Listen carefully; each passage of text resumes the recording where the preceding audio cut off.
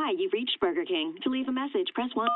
Hey, Burger King, it's Mike calling again. I called a billion times about the burgers and the chicken and the flame grilling. My big idea.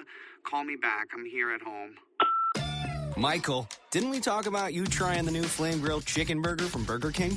A savory flame grilled chicken patty topped with veggies on a toasted bun. Now just 2 for $5. Or mix and match with another delicious sandwich, part of the 2 for $5 deal. The new flame grilled chicken burger, only at Burger King. Limited time only. Price and participation vary. Push them buttons, baby. Blog Talk Radio.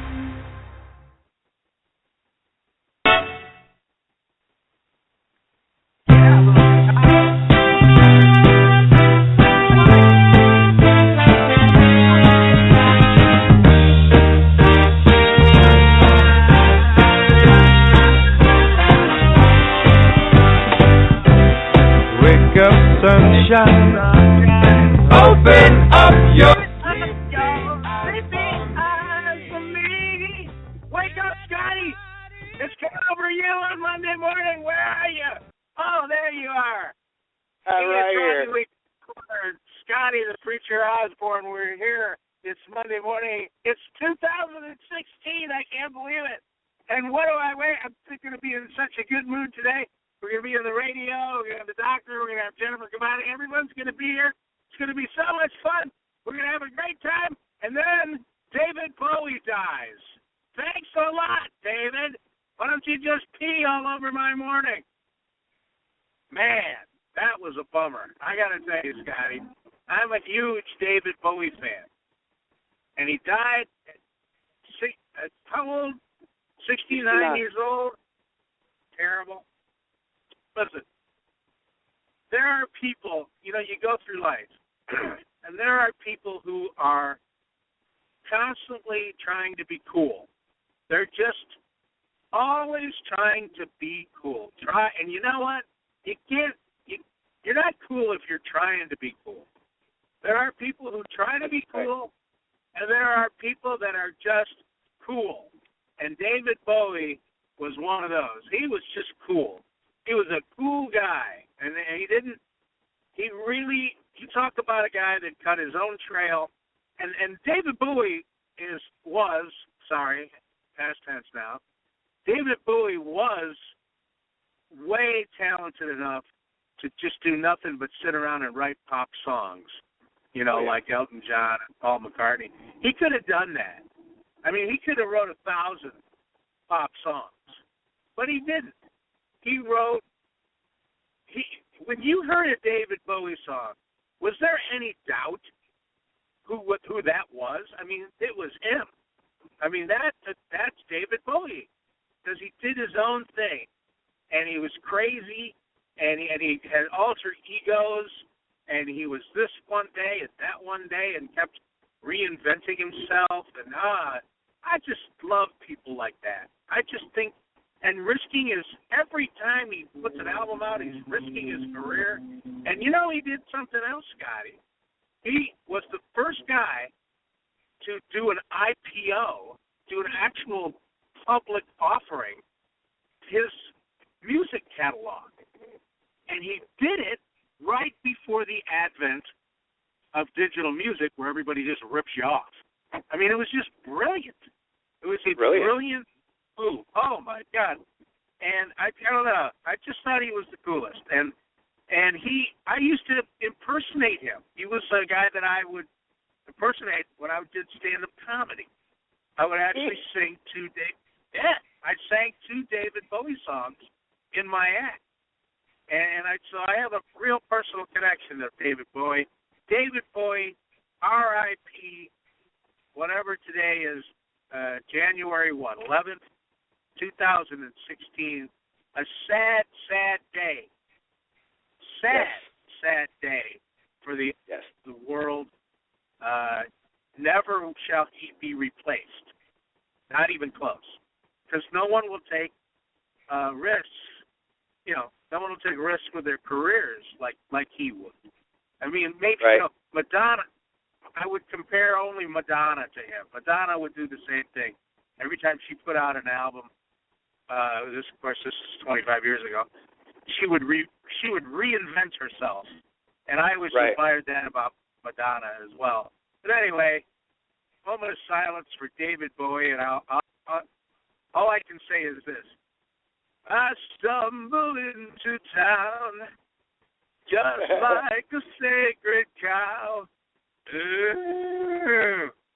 So see you later, David, and that's it. Let's start the show. How are you doing, Scotty? Enough with the eulogies. Hey, I'm doing great, and I appreciate it. I was never a big David Bowie fan. I would probably find maybe 5% of those guys that I really agree with the lifestyle. But, man, huge respect for the talent that he had and the ability, and like you said, to be able to reinvent himself over and over again, to do the crazy, to do the outlandish. He was not afraid to jump over something, and huge respect for that. And 15 years ago, on the 11th of January, I lost my mom. My sister just called me right before I talked to you on the phone and said, you know what today is? I said, yeah. She says, it's 15 years. I went, oh, my goodness, I hadn't realized that. So we will never forget the day that David Bowie died. On the day that Mom died. And 1 year ago, my dad died. And 1 year, on the 11th? No, he died about a year and 3 weeks ago, but I'm still... Oh, okay. I still can't get over that. I don't know why. Yeah. Not easy. Not easy. There's still, today will be a long day. I'll tell you when you really go to missing my mom is when my dad's being stupid.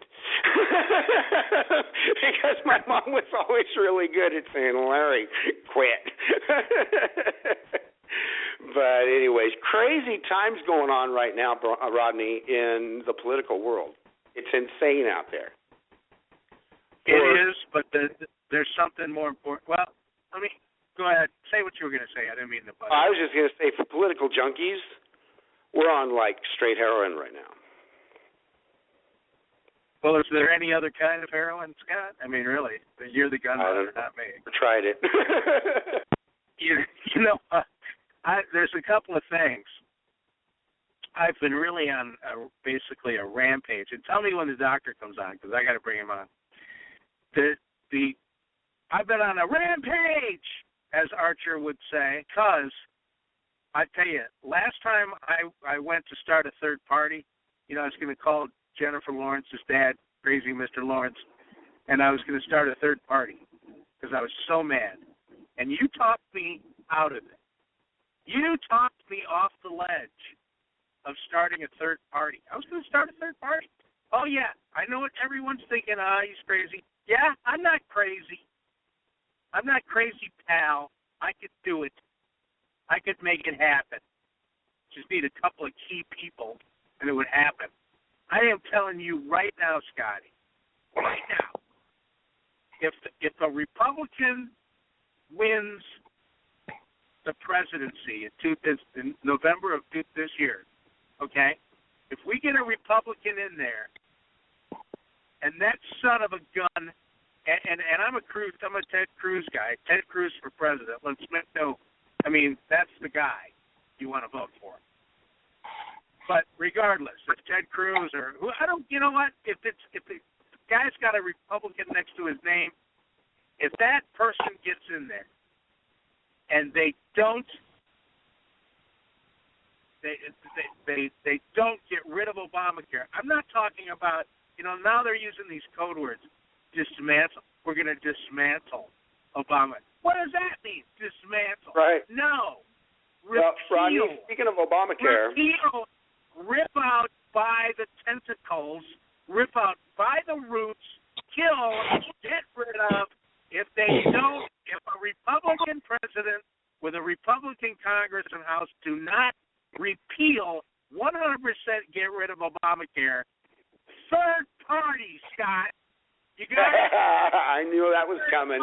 I was trying to switch over to a doctor who is on the air before you got a chance to say those words, third party. Oh. We'll say hi to the doctor, but I got to premise it when he comes on. Hey, Doctor of the Stars, Dr. Mark Brodsky, 25 years in Sherman Oaks.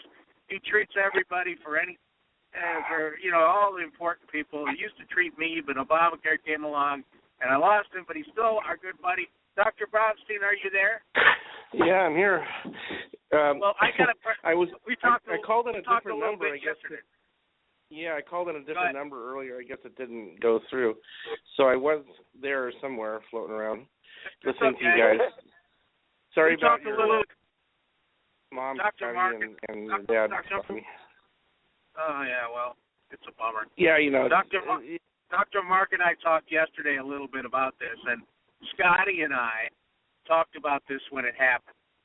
Something happened to me in Florida, and I called Scott, and I was a raving lunatic, even more so than usual, about what happened. And in a nutshell, and this I was so anxious to talk to the doctor about this. I was in Florida visiting my mom, and I got really sick. I mean, I got really, really sick. She was in the hospital, and, you know, you go to the hospital, then you visit somebody, and then you get sick. So I called, and I was trying to get a prescription, not filled, but refilled, at a pharmacy, CVS pharmacy, which is where I go in California. Now I'm at a CVS pharmacy in Florida, all right? They've got these things now called computers. You can have your file in there. No matter where you are in the world, they know who you are and what prescription you're taking. So I get it called in. Dr. Mark calls the prescription in. I go over there, and they won't fill it. And they start asking me all these questions. The pharmacy wants to know why I'm in Florida. What am I doing?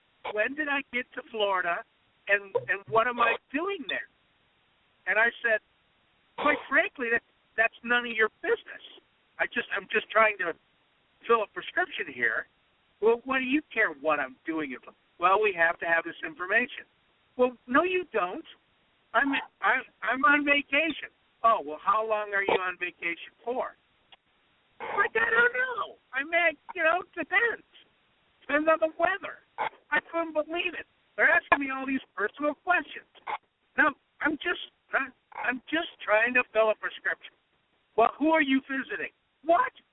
They want to know who I'm visiting? Mr. Bronstein, what's going on here? Have you heard anything? I don't know. The more you tell me about this, the more I'm picturing a Larry David skit. This is like a typical Larry David skit when he would go to fill a prescription, and this would be what he would go through in his show. It was so funny. Well, before Obamacare, nobody ever asked me, what am I doing in Florida? How long am I going to be there? And who am I visiting? On top of that, they said they can only do that once a year. Said, well, we're going to give you a vacation waiver. I said, are you telling me I can only take one vacation? Now Obamacare is deciding how many vacations we can take. Yeah, the only thing they used to do that for is narcotics, controlled substances, where someone wanted to travel and they needed a refill of their oxycodone or maybe Adderall for their ADD, and they're going to be out of the country, and they had to get it a week early. You had to write for vacation. We'll be on vacation. I want both of those, by the way. But go ahead. Yeah, so now for an antibiotic, it's dangerous to withhold that. So what they're doing is creating a dangerous situation. I mean, how do they know how many minutes matters between when you get the antibiotic? I mean, there's a certain point where you cross a threshold, and now taking the antibiotic doesn't even matter anymore. It's too late. Someone could die. And the same with prednisone, the anti-inflammatory for asthma. I've had people have their antibiotic and their prednisone and their inhaler for their asthma so they could breathe denied, and they wouldn't the cash price was so exorbitant they couldn't afford it, and then they go till the next day, and maybe they end up in the emergency room being admitted to the hospital instead of being at home and back at work the next day, which costs all of us a ton of money, but also just the frightening thought of that happening where you cannot breathe, and you're in line for the pharmacy. You can't breathe. You can't think. You feel like you're going to pass out. And I'm sure we've all been in a similar position to that, and you just you can barely even think. And now they're saying you can't have the cure for what's wrong with you. So some CEO at Blue Cross or Blue Shield or whatever the hell it is can make a higher profit for this retirement fund. I was so sick, doctor. I would have told them anything. I would have given up the location of El Chapo if I would have had it, because I was just really sick. I couldn't stand it anymore. And they're asking me, and I'm saying, why are you asking me these questions? Why do you got to know this stuff? Well, okay, it's now just, we got to know it now. All right. Now if you go give this speech to everyone in the country, you'll know what it's like to be a doctor. The feeling of being a doctor is exactly the feeling you went through. That's my everyday experience since Obama was in office, and prior to that, with the advent of HMOs, which I abandoned as soon as I could, because I thought they were unethical, and they are unethical. Making a profit at the cost of people's lives. I don't believe in that, and so I believe in making a profit to help people's lives get better. I don't believe in making a profit to deny medical care. I think that's evil, and it's at the root of HMO medicine. It was at the root of Kaiser, the way they used to practice. And now they're doing better, not great, but better. And all these big medical groups that they have as their mission statement to make somehow some lie about making your life better. It's not about making your life better. I've been to all these meetings. It's about making your life. It's about not killing too many people by accident while making their lives better financially. That's what that is. And I don't believe in that. It's private practice. That's why I do it. I don't know if you were on hold or where you were when I was ranting at the beginning of the show, but I will tell you this. I'll tell you this right now. And you know what a big Ted Cruz guy I have. I would be remiss if I didn't mention it.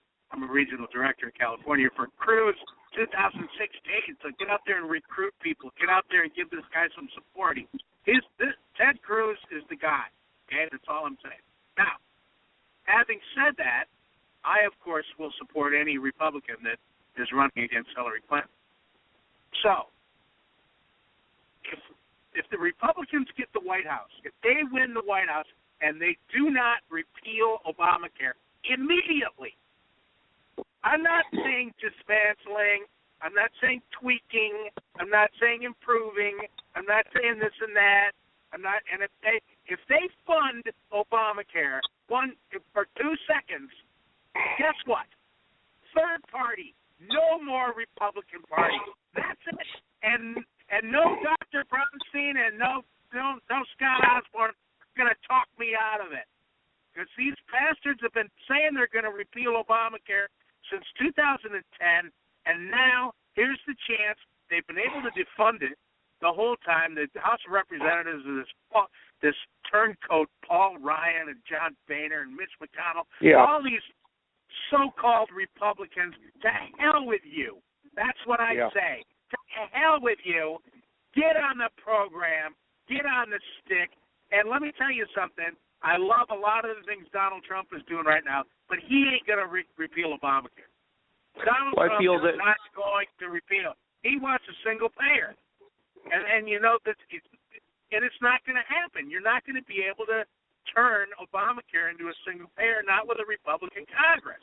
So that ain't happening. Repeal Obamacare. You're the one that taught me that. I felt that the Republican Party kicked me in the teeth when I started to vote Republican, and which was 10 years ago, and conservative. And I feel like I've just been kicked in the teeth over and just crawling up from my hands and knees, scraping off the dirt and getting kicked again in the teeth by the very people that promise salvation from the Democrats. The Democrats are doing, like you're the one talking, the Democrats are doing what they say they're going to do. It's the Republicans that are screwing everything up. They're not doing what they said they were going to do. Right. They're lying. Yeah. Democrats are honest. So picture my position. First I go from 45 years of left-wing liberal Democrat and everyone I knew. Now I finally see the light. See the light that the Republican Party is much better and the Conservative Party much better.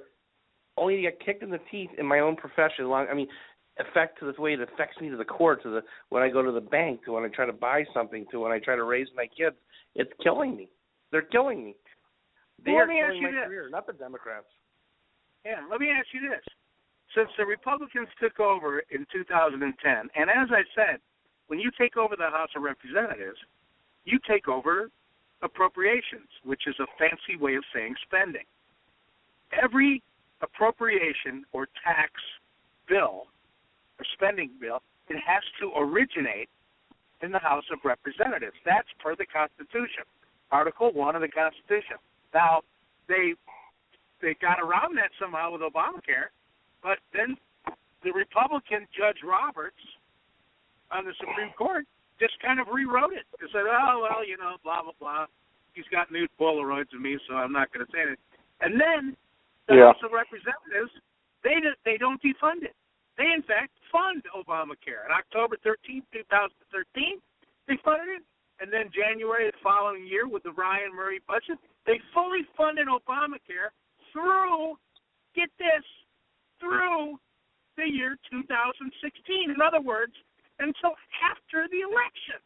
Obamacare is fully funded. By who? By Republicans. By Republicans. Fully funded. What is wrong with these bastards? I'll tell you what's wrong with them. They love Obamacare because it's the greatest political issue since Watergate or the Vietnam War. And they just are pounding over the Democrats over the head with it, winning elections like Frank Pence of the American public. They are a bunch of liars. Now, I'm not saying all of them. You know, you got your Trey Gowdy as well. He's even going nuts lately. You got your Louis Gohmert. You got your Mike Lees. You got your Ted Cruz. I mean, there's some good people there. Don't get me wrong.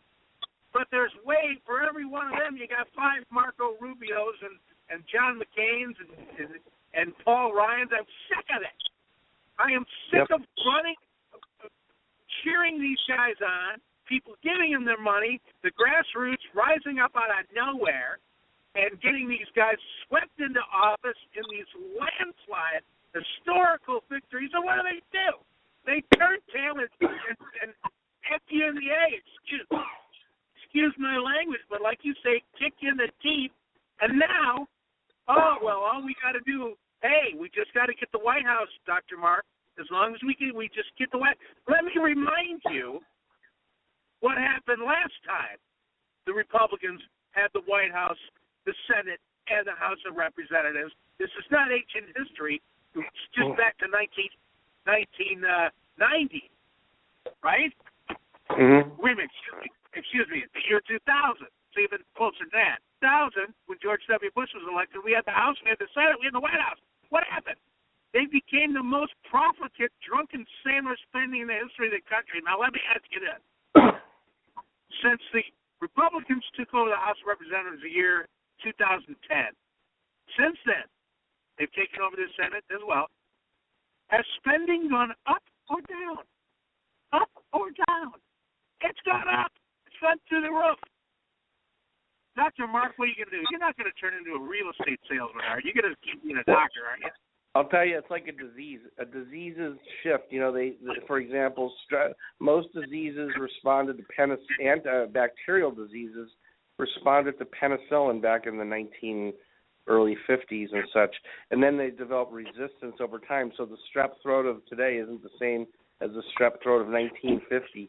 Likewise, the Republican Party has some kind of a ethical drift or a philosophical drift toward becoming, it's like a riptide almost, or a drift in the ocean. It goes one way toward liberal, toward Democrat, and I have to invent a new conservative party and just call it, maybe it should just be called not Republican or the Conservative Party. I don't know. I've been thinking about that. Because there's already a Conservative Party, there's a Constitution Party, there's a this party, there's a that party. I think, and you can go ahead and laugh. Go ahead, Scotty, laugh your ass off. I think it should be called Conover Party, and we can be Conovarians. What do you think about that? Oh, boy. I mean, having ovarian in that word doesn't sound too good, but I don't know. Well, you make a point. Conover. Ay. Ovarian seems like it'll be the butt of a bunch of jokes about ovaries or something, but I don't know. But we might have to fold that into our platform. But the point is, we have to come up with a name, because if these guys, and I'm not kidding you, I love Ted Cruz. He's my guy. He's going to be president. I'm very excited. But if they do not repeal Obamacare, they flat out said they're going to repeal it. I mean, and now I hear this language. Have you been hearing the language? Yes, we're going to dismantle Obama. What? Yeah. I don't want to dismantle. All that sounds it like does is take a couple of tires off. What is that? Yeah. Every time I hear the word dismantle, I feel like I'm being dismantled. My confidence in whatever they're going to do was dismantled. That's what happens unconsciously to me. It's a word that means nothing. It really, in politics, it means literally nothing.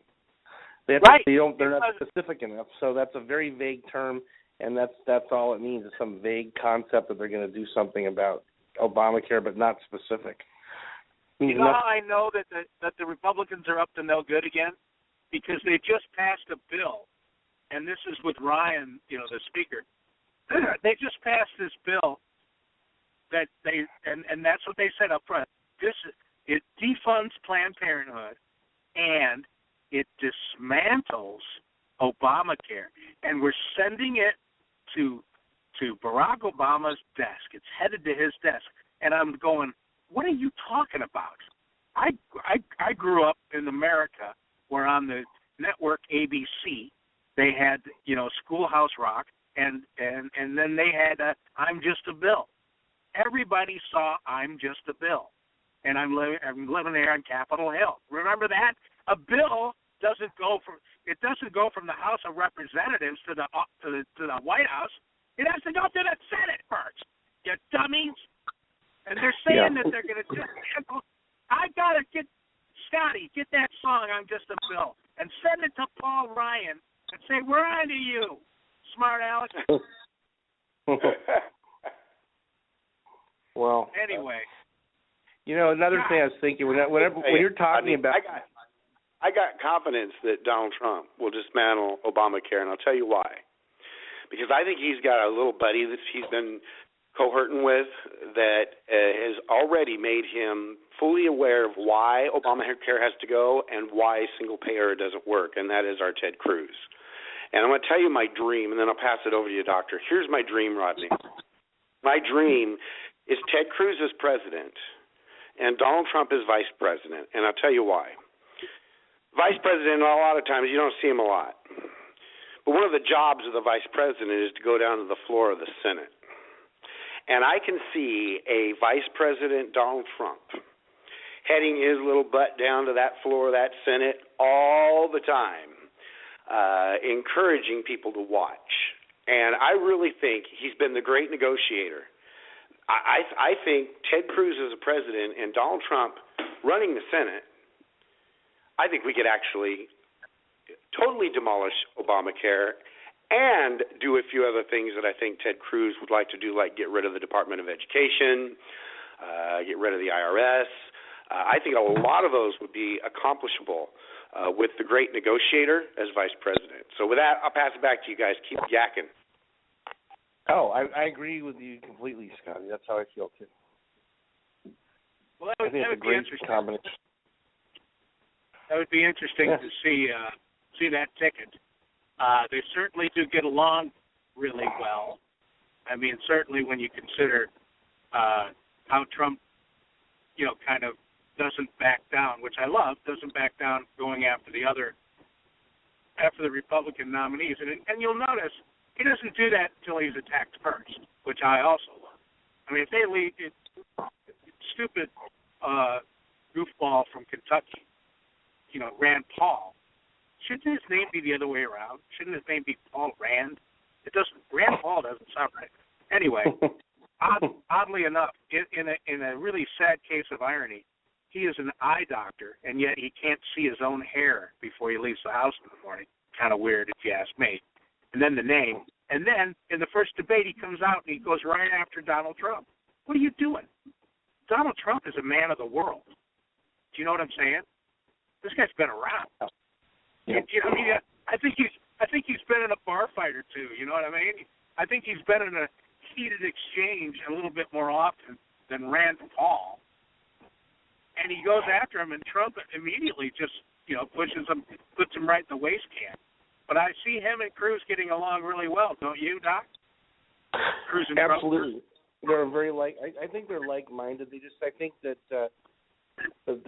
Trump has that kind of energy, that personality, that more like a Reagan or a John F. Kennedy or even Bill Clinton. They have these big personalities that can drive things forward, and people stop in their tracks when they see those people. I'm just worried that Ted Cruz doesn't have the big personality it takes. I don't know. Yeah. Well, he's a lawyer, he's a litigator, and also let's keep in mind that he is trained. He's a great debater. He's one of the greatest debaters in the history of the country. I mean, he was just like the king of all debaters at Yale or wherever he went to. Now, he's also argued, dozens of cases. But people don't like to be out debated. They don't like that. People like to the party. That's what I'm getting at. People don't. It's a turnoff. And that he needs to work on it for sure. He's also used to litigating before the Supreme Court. Now, as I am told, when you talk to members of the Supreme Court, you have to talk very slowly and very, articulately, and just really talk. And that's why Ted Cruz kind of developed that style. And it's a little bit put offish, I will admit. But he's getting a lot better. And let me tell you something else. When he's just winging it, he's great. And believe me, I've seen it up front and personal. I was at a meeting. There was only like 40 or 50 people there about a month ago in Beverly Hills. It was at, I might be doing this guy a disservice, but who's the famous chef there in Beverly Hills? He's all over the place now. Wolfgang Puck. It was in the back room. It was in the back room at Wolfgang Puck's at Beverly Hills, this secret little meeting. It was so cool that I was included on. And Ted Cruz was there. And it wasn't a fundraiser. It was just kind of like, hey, man, let's get together. And like I said, there was 30 or 40 people there. I had the best-looking date there, by the way. May I say that? And so he starts, instead of, giving us this campaign rhetoric, he just starts talking. He just starts bullshitting with us. And he started talking about how he met his wife, and he was telling these stories. And I went up to him and I said, man, that's how you gotta talk on the campaign trail, because people will love this. This is where it's at. The next thing I know, boys, there's a Ted Cruz commercial out, and he's talking about how he met his wife. Now, I'm not saying he's not taking the credit for that, but it was like, yeah, that's where you gotta go with that, because it makes you real. And people hate lawyers, and they do. They just hate lawyers until they need one. Then all of a sudden they love lawyers. You know what's great about doctors, Doc, is when you get sick, you just like, oh man, I wish my doctor was here. So it's almost as important as your mom. I need my doctor. That's how I felt when I was in Florida. Where's Bronstein? Jesus, I'm all sick over here. Yeah, I feel the same way when I'm sick. It's interesting. That's an interesting thing. Well, speaking of which, I have to go be there for a few people. They're waiting in the office already. But, again, I'm sorry about your dad, Rodney, and Scotty, your mom's anniversary of her death. And I guess I miss David Bowie a little bit, too, maybe. Well, Doctor, my dad went to see Dr. Bronstein a couple times. And, Doctor, you couldn't have been any better for my dad. He's a great guy. And we'll talk to you next week, buddy. And if I don't talk to you between them, okay, there he goes, Doctor to the stars, Dr. Mark Bronstein. Scotty Osborne, did I talk too much during the doctor that time? I thought I did. No, you did just fine, Rodney. Good conversation, though. I'm telling you, this primary season that a year ago we were talking about Hillary and what's his name, that guy down there in Florida. Had a brother in the White House, I think. And look what we're talking about today, and some of the topics that are put on. And I'll tell you, I want to show you another example of coordination between Donald Trump and Ted Cruz. Now, they've already announced to everybody via the media that they're going to have to start attacking each other now, okay? It's like two best friends walking down the street. There's always somebody picking sides. Finally, all right, come on, let's duke it out for these guys so that make them happy, right? What is the first thing what is the first thing, Rodney, that they pick to throw out there as a snowball from Donald Trump to Ted Cruz? What's the first thing they pick? The birther thing? The birther thing. The one thing that Ted Cruz really needs to come out right now, have a discussion, waylay the people that are just on the fringe, actual group of those birthers that don't think Ted Cruz is eligible is very tiny. It is very minute. But this is not a discussion we want to have during the general. So of all the things in the world, and did you see how the Ted Cruz campaign was prepared? Prepared to turn around and answer the question fully. They've been prepared. They've been preparing us, meaning the regional directors and the precinct captains, the people down that we've recruited. They've been preparing us for months with the correct answer, the succinct, pithy answer to that. They knew it was coming, and you're absolutely right. Donald Trump is not attacking him. He's helping him. And he did the exact same thing in Iowa, a few weeks back. I loved it with the Maniac conversation because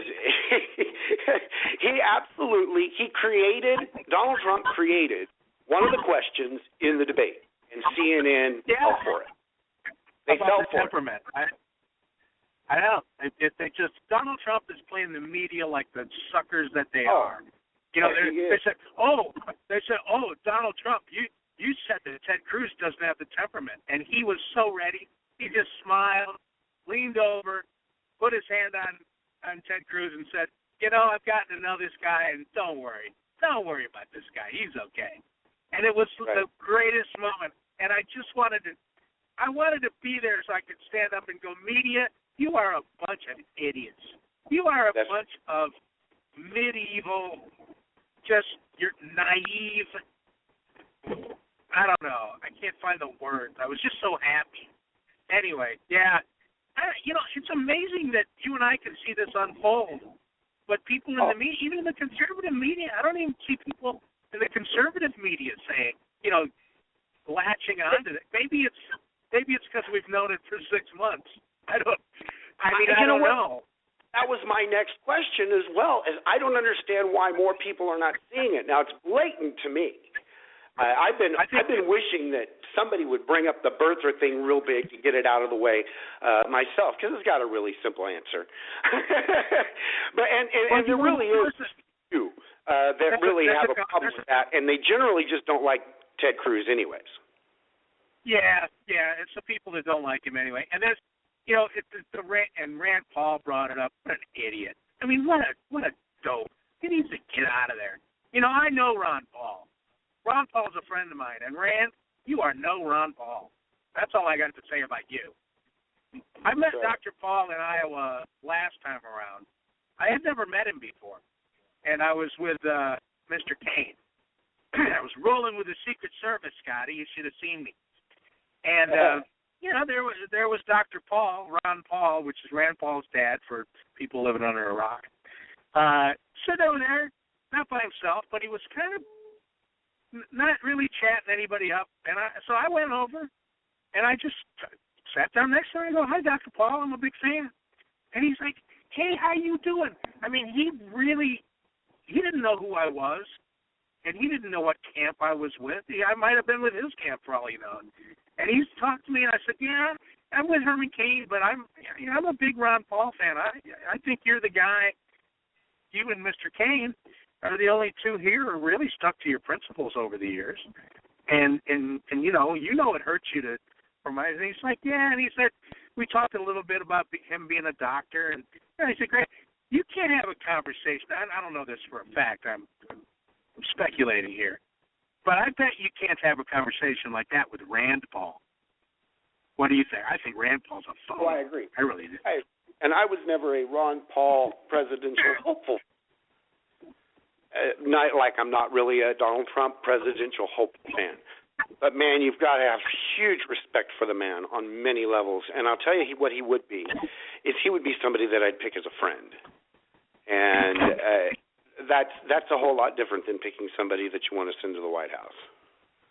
I'd put him as, honest to God, if I was president, Ron Paul would be Treasury Secretary Oh, in 2 seconds. He's been talking about auditing the Fed before it was cool. He's been talking about stabilizing the dollar long before the crash of 2007.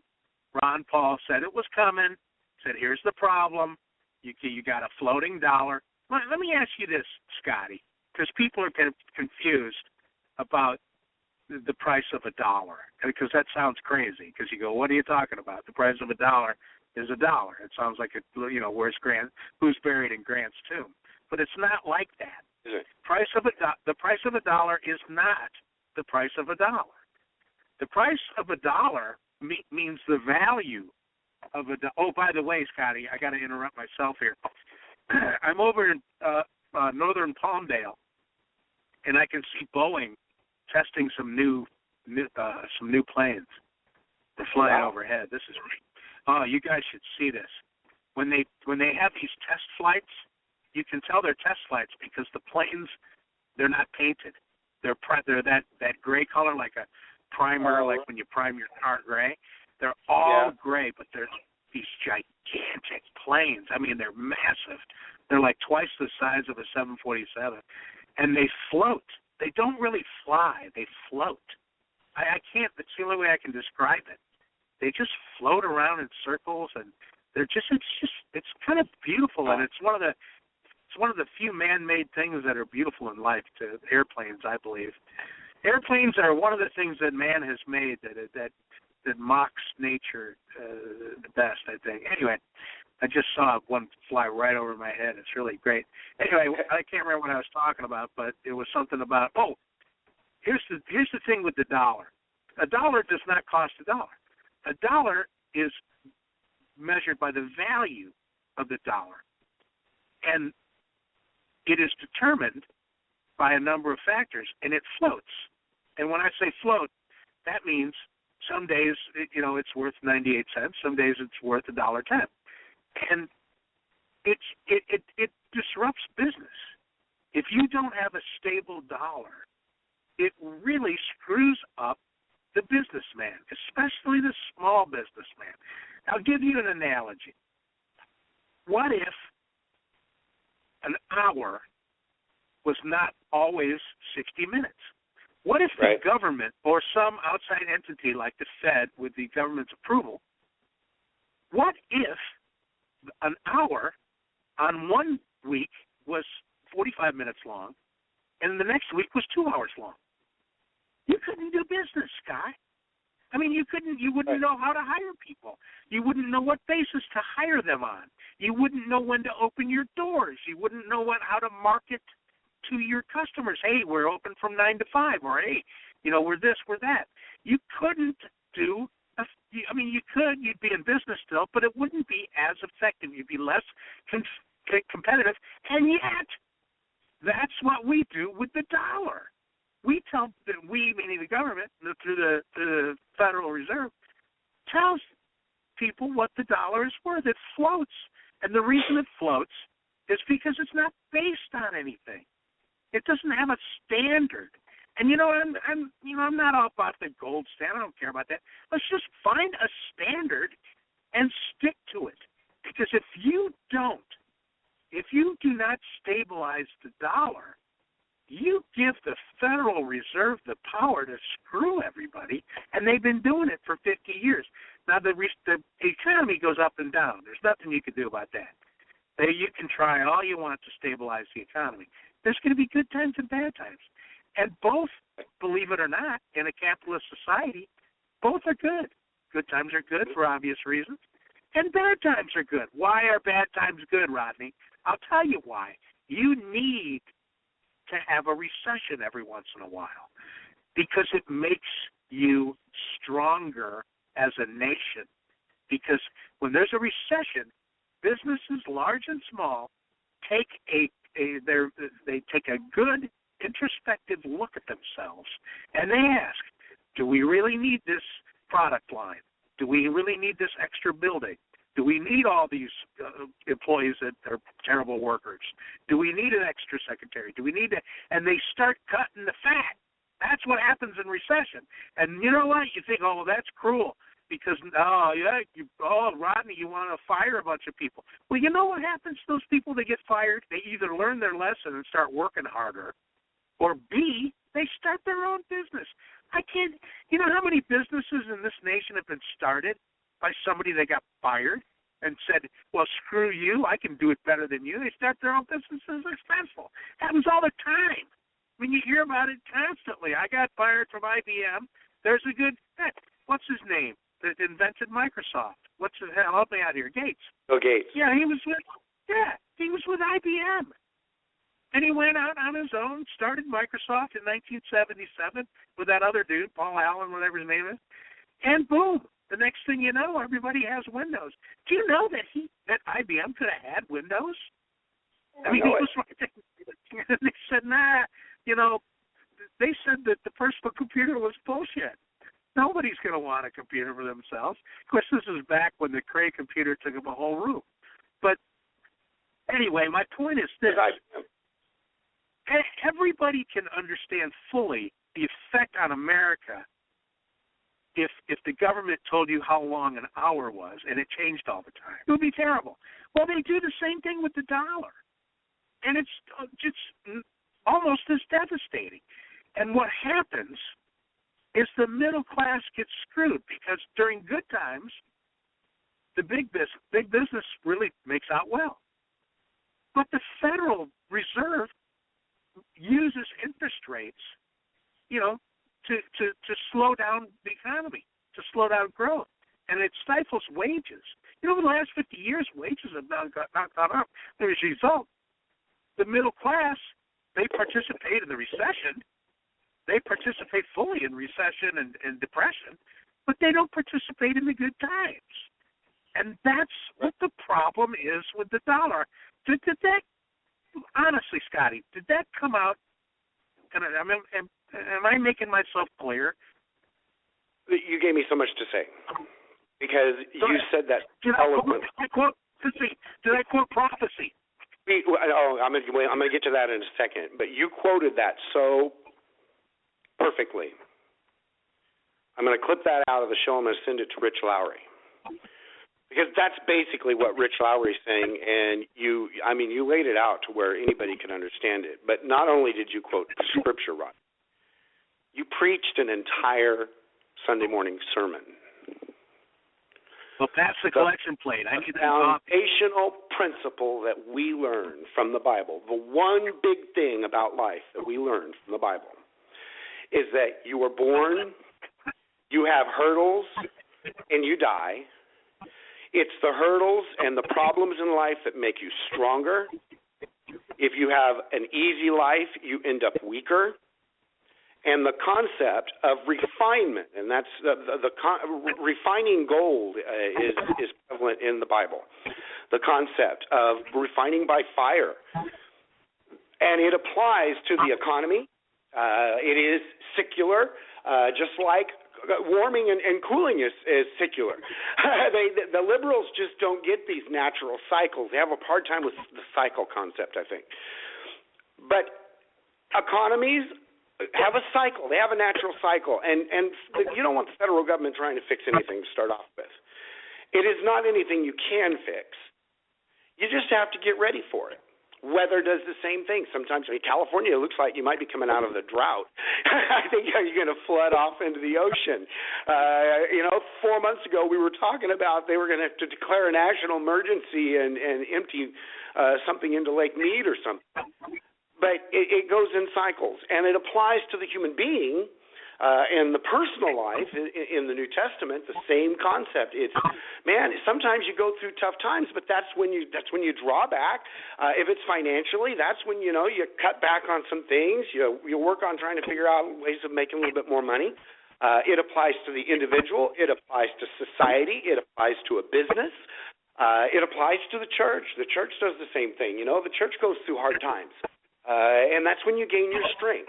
And you've got three types of people in this world in dealing with these hurdles. And the hurdles, some of them are natural. You got to learn to eat and you got to learn to talk.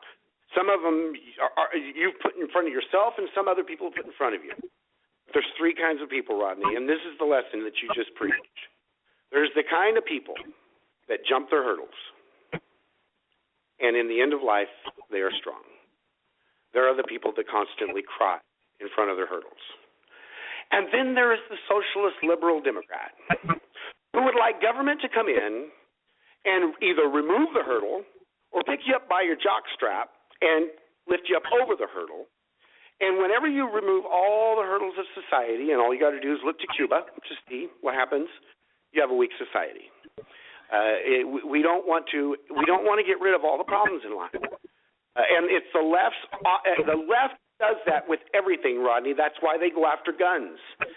The tiny little fraction of problems that we actually have with all of the guns we got in this country, but they're going to solve. They're going to sanitize the world of its problems, and in doing so, they're going to fix everything for everybody else as well. Very, very nicely, thank you. And the same thing with Obamacare. The same mentality. They're going to solve the world's problem. They're going to fix everything. And they're going to use government to do it. Even if you can fix the problem, folks, you don't want government doing it. You want government protecting you, and you want the federal government doing what the 10th Amendment guaranteed them to have, the tiny little powers they've got. You want the rest at the state level, and you want to mute the state a lot, too. There you go, Rodney. You didn't just quote Scripture, my friend. You absolutely gave. That could have been a Sunday morning sermon. Well, I have to thank you, number one, but I have to cop to the fact that, John Lowry was on Rich Lowry, excuse me. Rich Lowry was on my team a couple of years ago, and all I learned about the dollar and the Fed, I learned from Rich Lowry. So it's no coincidence that I sounded a lot like Rich Lowry, because in fact I spent hours and hours and hours and hours at the feet of Rich Lowry learning exactly about it. Now, he tell you this, Rich Lowry gave me a great compliment one day. He said, "You've managed to take an hour-long discussion about the dollar and distill it down to 2 minutes." He goes, and that's really what you have to do in politics. You have to take these giant, complicated, and that was my goal, was to take everything Rich Lowry had taught me, and believe me, it's complicated. I mean, it is. I don't remember half of it, but I was able to take the bullet points of how the floating dollar affects this country so negative. I mean, what's really bad, Scotty, is who it affects. It's not so much. I mean, it is bad. It affects everybody badly, but the people that it really affects badly is the middle class. When Democrats scream, class wages have not gone up in 50 years, they're right. I mean, they're right. Even a clock, broken clock is right twice a day, right? Unless it's one of those digital ones that just blinks, like Bernie Sanders. But he's never right. But it's free college. We got that going for us. Anyway, I forgot what I was going to say because I was trying to go for a joke there. But the point is, it hurts the middle class, and the Democrats are right about that. But the Democrats offer no solution. And, right now the Republicans offer no solution. I don't hear anybody talking about stabilizing the dollar, and of course I know the reason. They don't talk about stabilizing the dollar because people's eyes glaze over. They just glaze over. And I don't blame them, man. It's a tough subject to tackle. But let me tell you, if you're unhappy with the amount of money you're making per hour, do you know how many, there's a lot of women in the workforce. And I've always said, if you're a woman and you want to work, get out there and work. Have at it. But I'll tell you what, if I was a woman, I'd find a man and not work. I'd have kids and raise kids. I mean, I would, if that's what you want to do. And this idea, and I'm not against women working. Listen, I'd rather have a female boss than a male boss. I really would. And women are every bit as talented as men. They just think differently. I mean, they're better at certain jobs, and men are better at certain jobs, and men are a little bit more analytical, and women are more, empathetical, or if that's a word. In any event, we're different. But here's the point I was going to make. if real wages went up, there is a ton of women in this country that would stop working and go home and raise their kids, which is what a lot of them want to do anyway. And don't call me a sexist. Screw you, okay? Women love raising kids. They do. Of course they do. You know, argue with that? Going to say, right. I'm a sexist? Yeah, well, screw you. I am a sexist in that way, but women are sexist in that way, too. Of course you want to raise your kids. Kids need their mommy. A man can't raise a 3-year-old kid. I mean, he could, but he can't do it nearly as well as a woman. He doesn't have patience. And that, except for Scott Osborne, who's the lone exception to this rule. But even Scotty, you have raised little kids, and even you will admit, women are pretty good at it. Oh yeah, definitely, and my sister has always been there, so it's been definitely, we're congruent. My sister and I both give them different things that are sometimes the same, sometimes different, but we always try and work together. Our strengths and our weaknesses, Stacy and I, in raising them. We rely on each other. You're better at this than I am. Just go do it, please. And it really does. You quoted scripture again, Rodney. You are on a roll tonight. We're gonna send you out on the road. These kids today are they know they're loved. And they know they're loved because around this household, we do things based on a lot of common sense. We make sure that they have boundaries.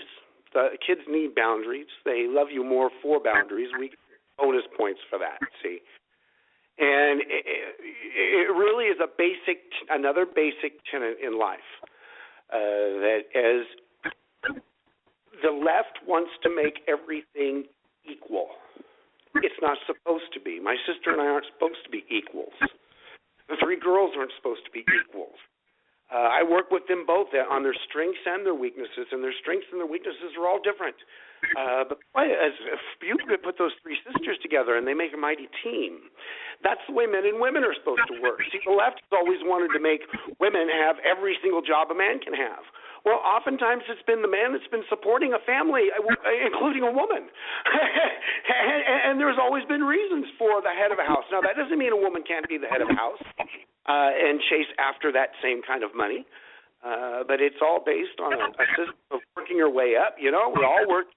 I worked at Domino's Pizza, Rodney, when I was 16. Where was your first job? I worked at Mr. Steak. It was a steak joint. I did dishes, and I was eventually a cook's assistant, but mainly I did dishes. That's right. And you know what? You weren't equal with the cook, but you were congruent. No. You were important to the cook, and the cook is important to you. You take either one of you out of the setup, you're in trouble. And the left always make everything equal. It isn't always equal. Life isn't always fair. What you have to look at is you have to look at, they want to compare rich to poor. You got to compare the poor in this country to the poor in the rest of the world and the poor throughout history. And you'll find out that things are fair. Things are really fair for the poor people in this country. I got paid $1.16 an hour my first job, and that was not part-time wages. That was wages. $1.16 per hour. And let me tell you, buddy, when I got my check, we got paid once a month. We didn't get paid every other week because probably the checks wouldn't even be big enough to bother with. But when I got my check at the end of the month, or at the beginning of the month, whatever it was, I was a rich man, my friend. Oh, wow. I had $25 in my pocket. My car cost, $4.80 to fill up with gas, and that baby was good to go for the week. And man, oh man, of Shevitz, was that good stuff. That was freedom. That was freedom. People who think otherwise are either idiots or they're fascists, one of the two. Right. Because that is a social welfare program right there, a job where you get paid and you have freedom and you got a little change in your pocket and you can maybe hit on one of the hostesses. Wait a minute, I went too far there. Oh, roll tonight.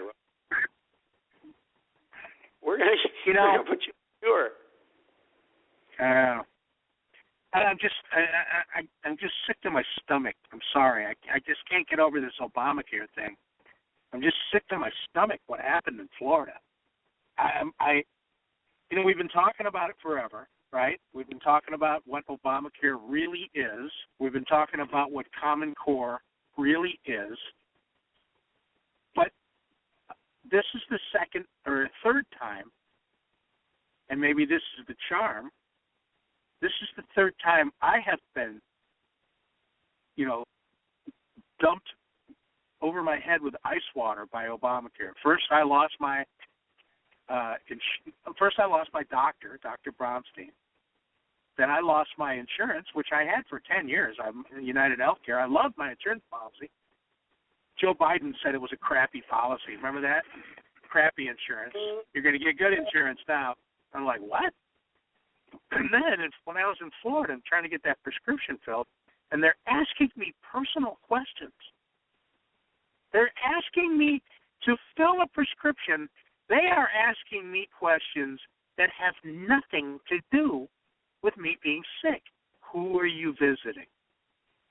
Who are you visiting? How long are you going to be there? When did you get that? What?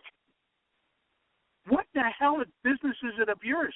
They're tracking my movements, and now I'm reading everywhere where they're, the doctors at the VA, they're denying, senior citizens their Second Amendment rights. You have to be an idiot not to see what this is about. I mean, you have to be just an ideologue, just a fool, or you know exactly what it's about, and it fits in with your personal philosophy, which is crazy, because here you are living in America.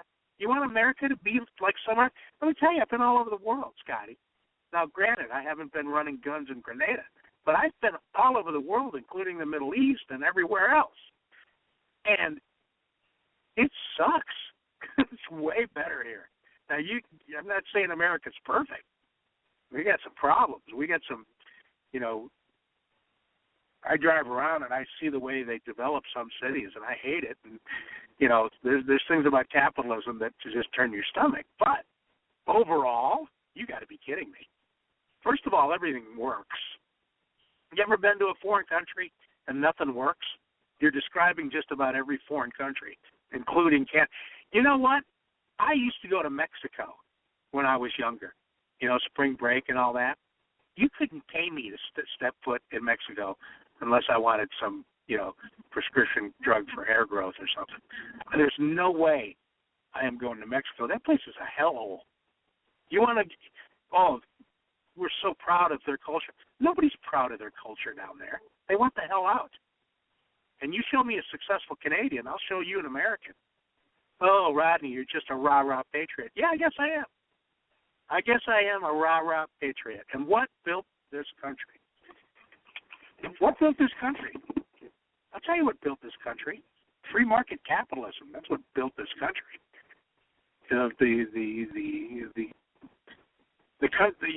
Being allowed to fail is just as important as being allowed to succeed. Am I right?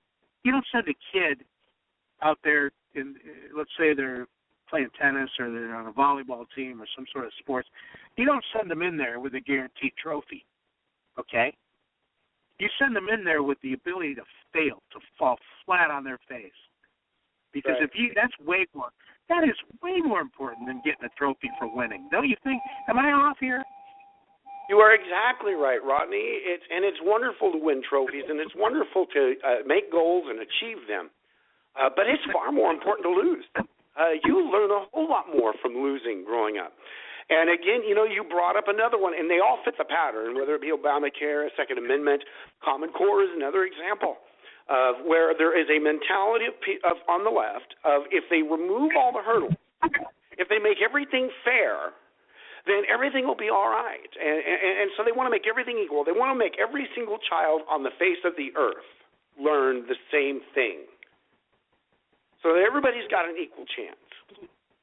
Which it does the same thing as Obamacare. It stops a teacher from being able to teach, just like Obamacare stops a doctor from being able to be a doctor.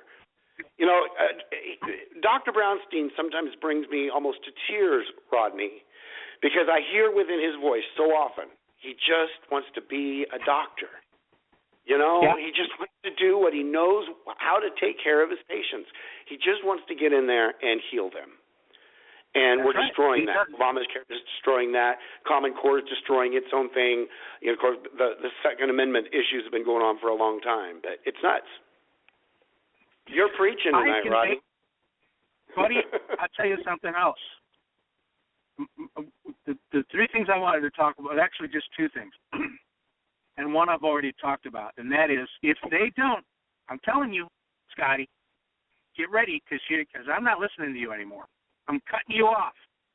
If they don't repeal Obamacare, if a Republican gets in the White House and they do not absolutely tear Obamacare out by its roots, I'm not talking about dismantling.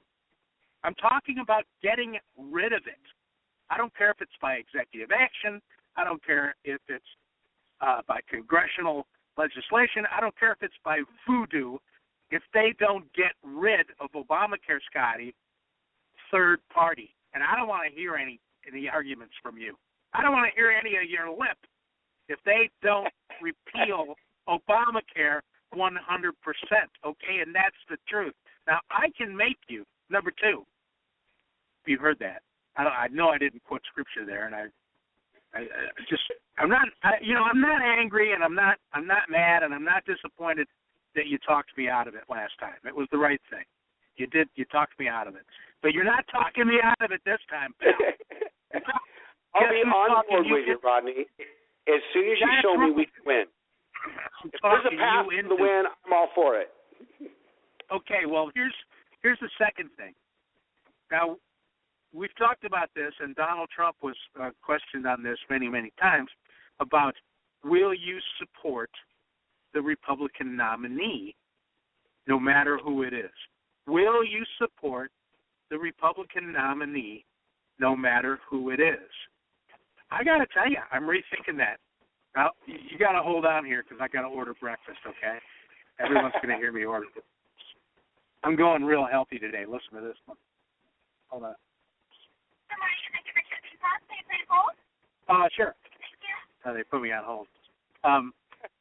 Here's my second thing. Not only am I going third party, full retard third party, if they don't repeal Obamacare, and I'm talking about right away. I'm talking that thing will be repealed by March of 2017. Hold on a second. I will have the Polish sausage and eggs breakfast sandwich. Polish sausage and breakfast sandwich. Anything else? No tomato. Okay. And light on the mayonnaise. Anything else? And a coffee. Coffee. Yeah. Regular decaf. Regular coffee, just black. Anything else? That's it. Okay, so we have one Polish sausage and egg breakfast sandwich, easy on the mayo, no tomato, with black coffee. Is that correct? That's correct. Thank you. Anything else? Chris, Send in the window. Okay, that's the breakfast of champions right there, pal. Polish sausage and eggs. Anyway, here's my second thing. I'm rethinking this. Support the Republican nominee no matter what. I know that you're going to be mad at me for this, but I'm rethinking it. And I'll tell you, I'm going to come out with an article at Joe for America. I would be remiss if I didn't mention to everybody, you got to go to joeforamerica.com today. There are so many awesome articles up there. You're gonna just fall over. This guy named Baron von Goenhoven, I almost said me, wrote an article about what might be an imminent, believe it or not, of Hillary Clinton. I mean, it's like really well laid out. I know you think that's crazy too, but go to JoeFromAmerica.com and read it. I'm beginning to rethink this thing. I do not know why we would support Jeb Bush if he gets the nomination. And I'll tell you why. The last time there was a Bush as president and a Republican Congress and Senate, they laid the foundation for Harry Reid, Nancy Pelosi, and Barack Obama. Let me say that again. The election of George W. Bush in the year 2000,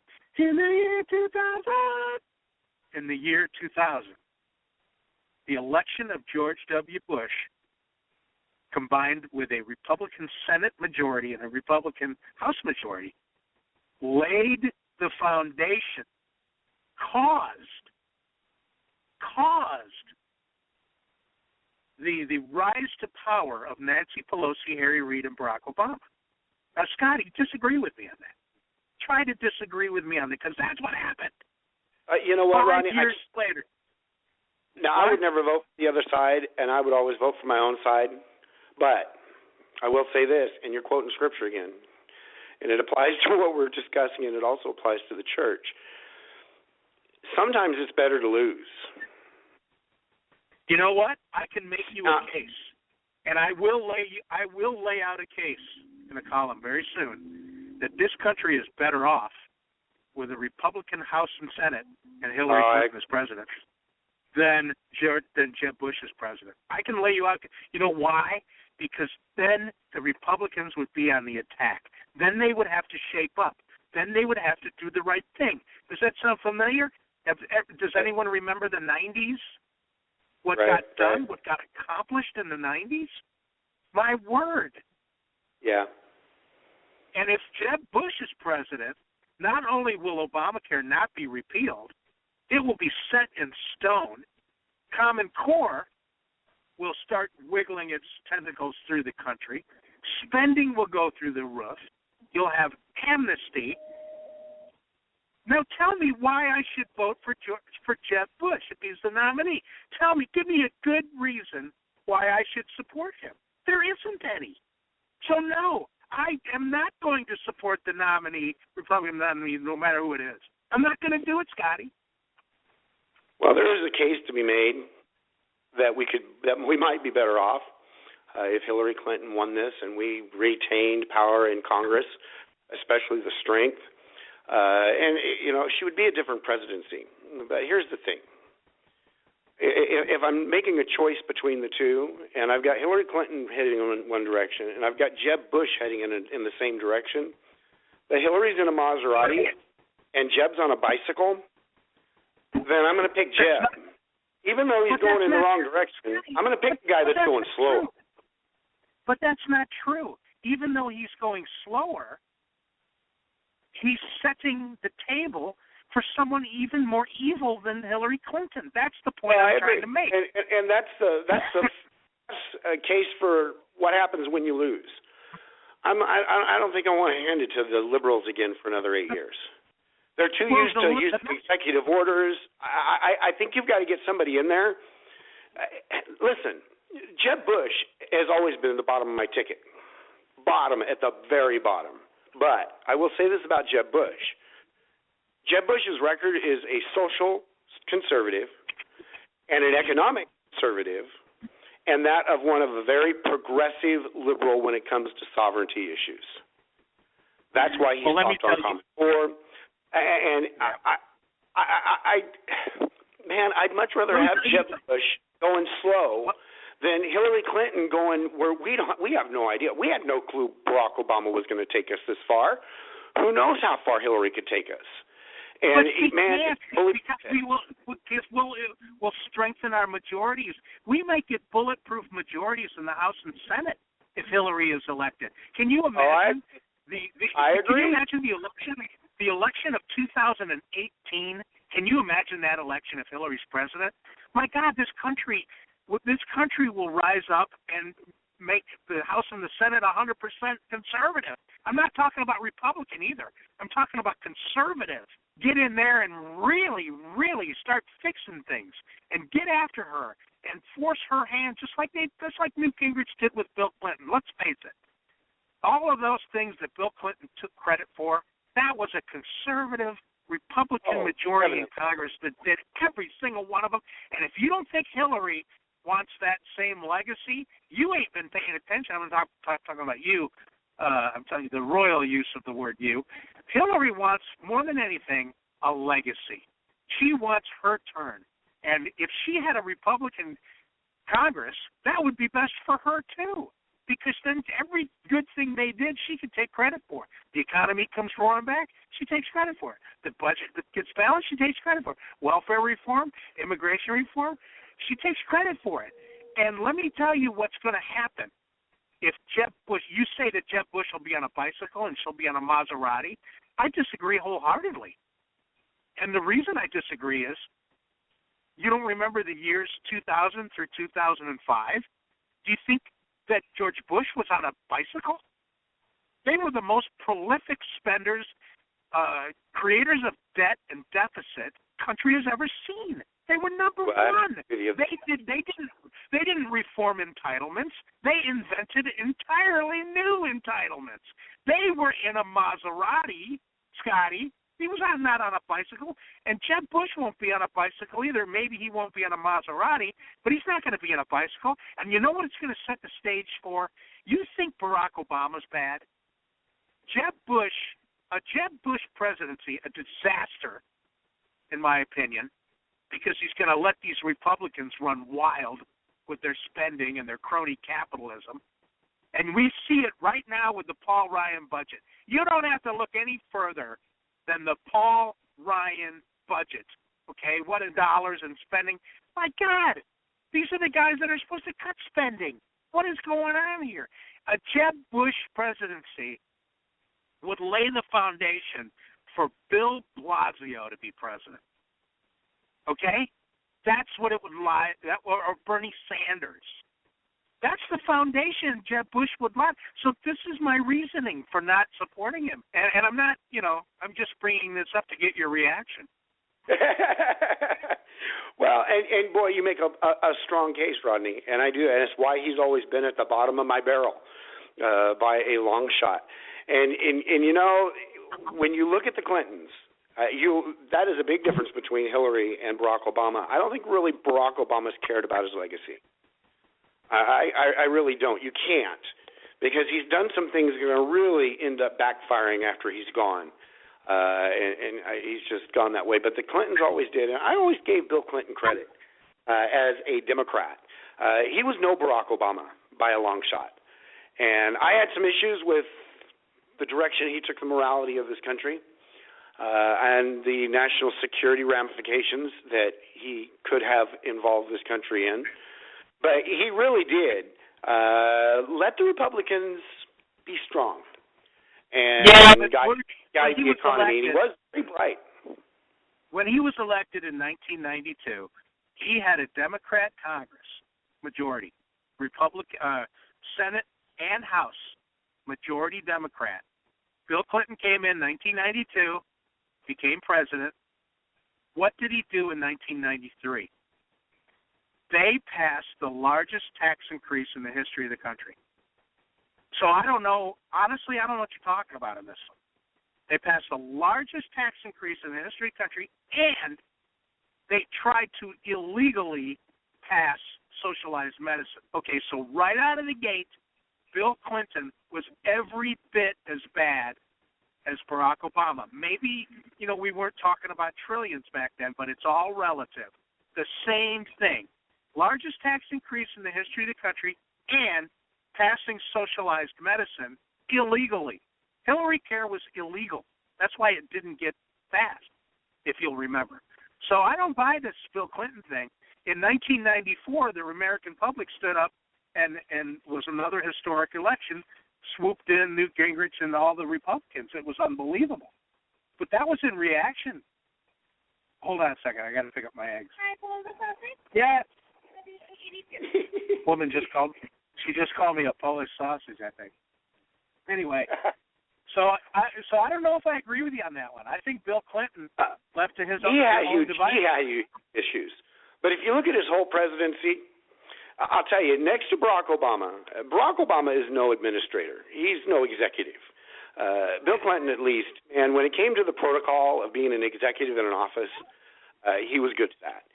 And I'll tell you, there's just so many things. He worked with a whole lot more, and he had his big issues. We know he did, but he also got his hand slapped and spent a lot of time really being a whole lot better than what we've had in the last years of Barack Obama, who's just taken it into his own hands and signed executive order after executive order after executive order. And I don't think the Clintons will abuse that executive order quite as bad. I think because of legacy. But I bet you that they use it to their advantage. I concede the point that Bill Clinton did not act illegally with executive order. I concede that point. You're right. Bill Clinton respected the rule of the Constitution when it comes to the separation of powers. I will concede that point to you. Barack Obama is much more evil in that he does not believe in the Constitution, even though supposedly he's a constitutional lawyer, I keep hearing. Somebody who's a constitutional lawyer that knows very little about the Constitution, either that or he knows everything about it and really doesn't care. I'll concede that point to you. But I don't know about Hillary. I think she's a different dog, no pun intended. Oh, definitely. I think she will use that executive power, maybe not to the extent of Barack Obama, maybe not. But I think she will use it, and I don't think she's going to be. I don't think she's going to be a Bill Clinton. I really don't. I think Hillary is a crook at heart. Oh yeah. I think she's a liar and a crook at heart, and this is the one place where I think she's different from Bill. Oh, definitely. I don't believe Bill Clinton is a crook at heart. I think he is what he is. He's a horn dog, but okay, that aside, him being a horn dog, I don't think he's a crook at heart. Now, I do think he's done some crooked things, but I don't think at his core he's a crook and a socialist. Right. I don't believe that. I believe Hillary Clinton, at her core, is a crook, a liar, a phony, and a socialist. I think she's a committed socialist. And I don't think Bill Clinton was. I just think Bill Clinton was a horny, Democrat, basically. And when it came time for his legacy, Bill Clinton looked at that and said, "You know what?" Said, "I got to balance the budget." And he didn't do things on his own. No. Okay. Like, let's just take balance the budget. Let's take that. Balance the budget and welfare reform. Those are two really, really big things that happened when Bill Clinton was president, if you'll remember. Budget didn't really get balanced. It's phony because they used the Social Security Trust. But the budget got balanced and welfare reform, which worked, by the way. It worked. That both of those happened under Bill Clinton, but people don't remember how it happened. Let's take the balanced budget. The Republicans came to Bill Clinton with a balanced budget, and they passed it. And Bill Clinton vetoed it. Okay, a couple months later, they came back to him with another one, another balanced budget. He vetoed it, and the nation got pissed off. The Americans were just really, really mad. And the Democrat Party, members of his own party, came to Bill Clinton, and they said, "Dude, if you veto another balanced budget, and we're going to help the Republicans override it." And it wasn't until then, Scotty, that they brought a third balanced budget to Bill Clinton, and he signed it. And then he took credit for it. And the same thing happened with welfare reform. That was his Sister Souljah moment. Remember that? All of a sudden he was for welfare reform. Because he knew the writing was on the wall, man. And he zigged and zagged, and he said, "You know what? My legacy is going to be balancing the budget, making the economy strong. And what people don't realize is it has nothing to do with Bill Clinton. And guess what? It has nothing to do with the Republican Congress either. Newt Gingrich and John Kasich standing up there taking credit for the economy, that's a joke.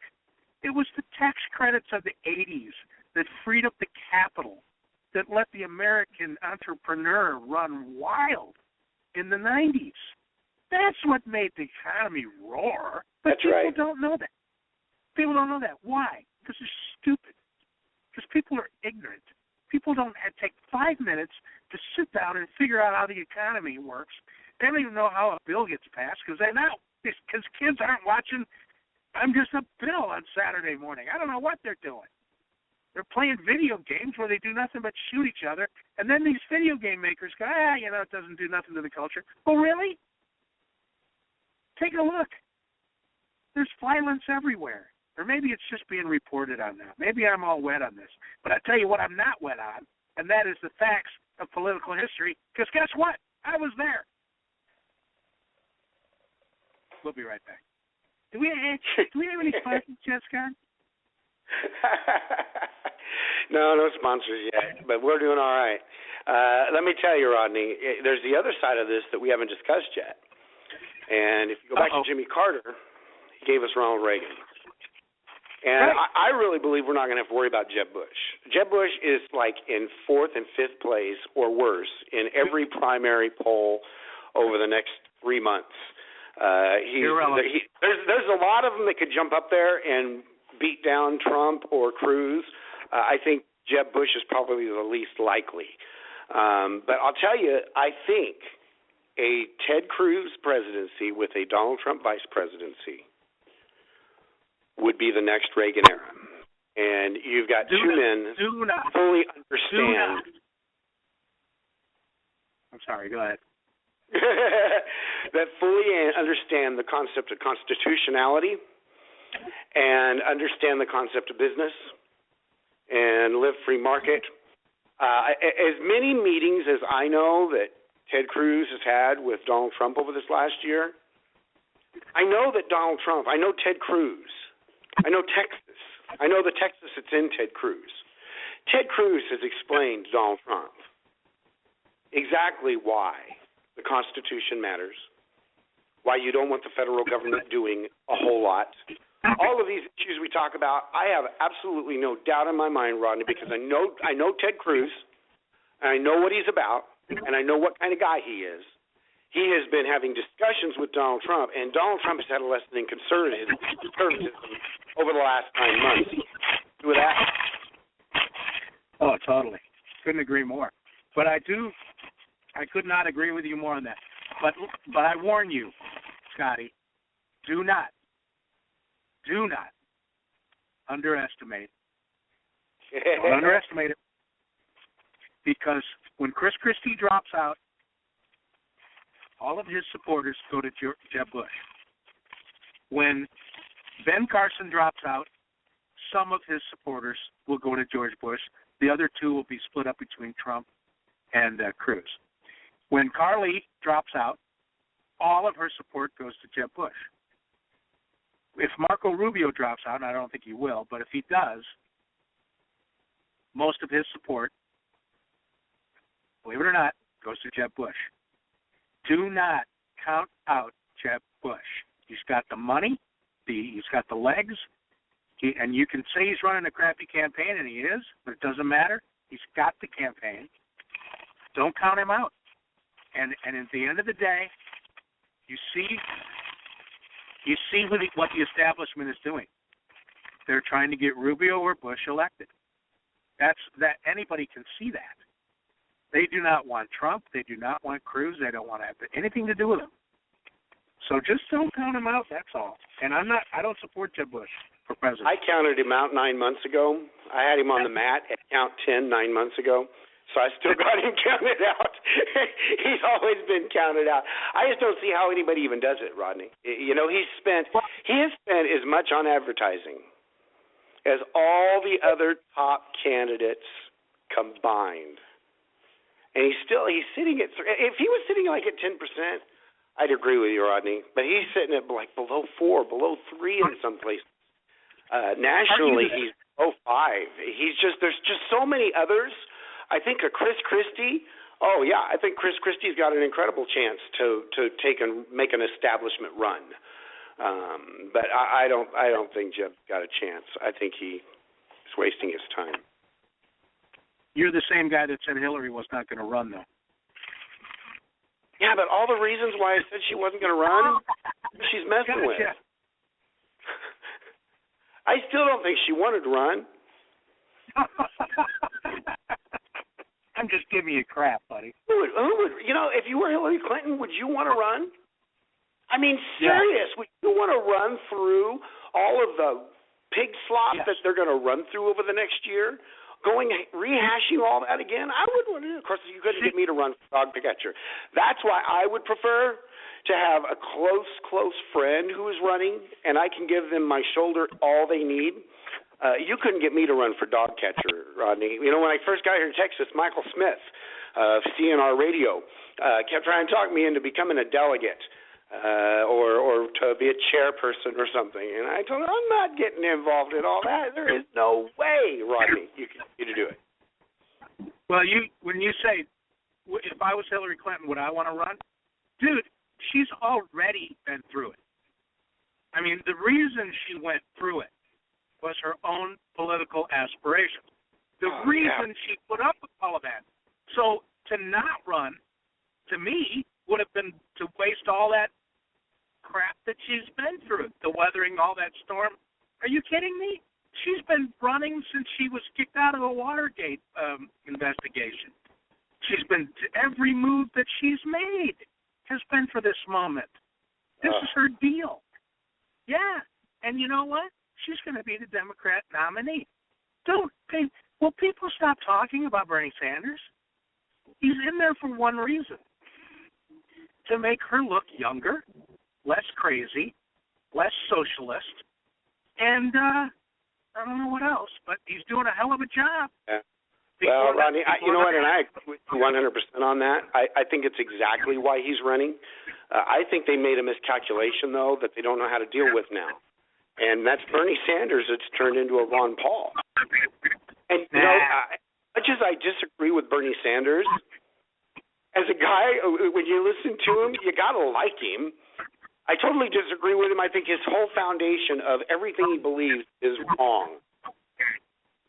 He's turned into the Ron Paul, and I'm going to tell you, they got some vitriol against Hillary Clinton. I was like you up until last week. I liked Bernie Sanders. I liked him being honest. I liked, the way he spoke. I don't agree with a single thing he says. But I changed my mind over the I think it was Friday or Thursday, and I'll tell you why. He went on Larry Wilmore's on Comedy Central. It's supposed to be a, kind of a centrist comedy show, which is a joke. And I know Larry. I've known him for 25 years. He had Bernie Sanders on. And Bernie Sanders called Donald Trump dumb. He said Donald Trump was dumb. And he was asked to clarify that. He goes, you mean dumb ideas? No. He himself is dumb. Have you ever looked at Donald Trump's education and pedigree? He's one of the smartest. He is one of the smartest people in America. I mean, you may not like him. You may not like his personality. You may not like his philosophy. You may not like his choice, his life choices. There's a lot of things you may not like his style, his taste, but he is not dumb. No. I mean, when Bernie Sanders said that, right, and then he doubled down and he said, no, he's dumb. Yeah, I got to push a button. Oh, push a button. I'm ready.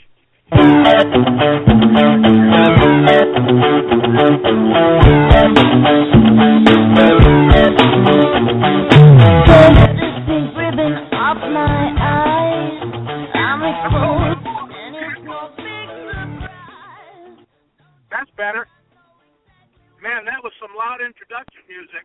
But for the next person on the show, Jennifer from the college. Gentlemen, Are you there? I am here. What's happening? I haven't talked to you in forever. Happy New Year. Happy New Year. Yes, happy 2000. Jennifer.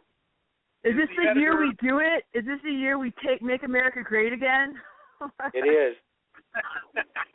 Are you still in love with Trump? I think we're going to do it. You know what? I mean, if you'll build me a wall, I'll be in love with whoever you want, right? Just build a freaking wall already. Gosh. I'll be right over. I gotta go to the Home Depot, and then I'll be right over with a bunch of sticks. Are you? Have I got you over to Ted Cruz yet, or are you still with Trump? Oh no, I totally love Ted Cruz too. I really don't know who's going to get my primary vote. It was unfortunate, this whole brouhaha with his birth certificate and everything, but he's great. I mean, he is. I like him. I like him a lot. Scotty, explain that to Jennifer. Explain Ted Cruz and Donald Trump? The birther thing. She's upset about it. Oh, no, No, because Jennifer. here's what my husband said this, and ease your mind. point. He said, I'm going to he totally said he was worried because, okay, all right, to change my mind, I'm nervous, but go. Totally ease your mind. Donald Trump always been on the record that the birther issue with Ted Cruz was nonsense. They are working together. This is exactly. Now, remember, they've been telling us for weeks that we're going to have to fight. You know, you got two best buddies that are walking down the street. Eventually, you know, they got to at least act like they fight every once in a while, or somebody's going to think something's going on. And the one thing that Ted Cruz has needed to be attacked so that it can neutralize it before we get to the primary is this birther issue. There is a small fraction. I've got 200 Facebook friends, and I've got a fraction that have a birther issue with Ted Cruz. It's a tiny, minute little piece. If you notice, Ted Cruz was ready to go with an answer on that. You notice it was the same pattern as all the other attacks where Donald Trump just throws something and Ted Cruz just handles it. They're playing Frisbee. Don't get upset. It was planned out, it was thought out, and it was effective because it gave Ted Cruz finally the opportunity during the primary to get his bully pulpit moment on this issue. It is going to really take care of the issue in the mind over the next few weeks as we look. Of those who have been on the fence, you know, they've never really investigated it. They don't like the idea of somebody that's not citizen or not legal to be president. They don't like that, but they've never really looked at it. And then you've got this small little nucleus of these guys, and most of them don't like Ted anyway, who have made this issue. And I think that after this is done, I think it basically finishes it off. I really think it was a smart move. I think if I were Donald Trump, Ted Cruz, they're looking at each other going, okay, I got to throw something. I'm the Donald. I got to throw something. We're at the top together. What am I going to throw?